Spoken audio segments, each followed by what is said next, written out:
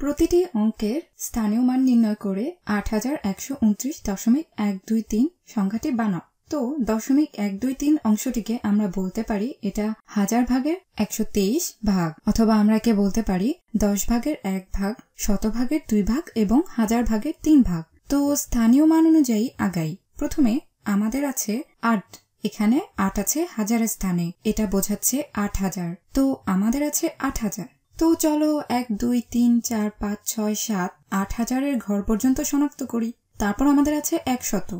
তো এখানে আমাদের আছে শুধু 100ই আছে, তারপর আছে 200 দশক, এই বেশি হলো 2 দশক। তো আমাদের দরকার 2 দশক, তারপর এই 9 একক। তো এটা হবে 1 2 3 4 5 6 7 8 9। এবং এখন আমরা যাব দশমাংশের স্থানে। এখানে আছে শুধুমাত্র 10 ভাগের 1 ভাগ। এখন এটা হলো 2 শতাংশ। তো আমরা এখানে 100 ভাগের 2 ভাগ বসাবো। শেষে রয়েছে 3 সহস্রাংশ, 1000 ভাগের 3 ভাগ। এখন আমরা দেখি আমাদের উত্তরটি ঠিক হয়েছে।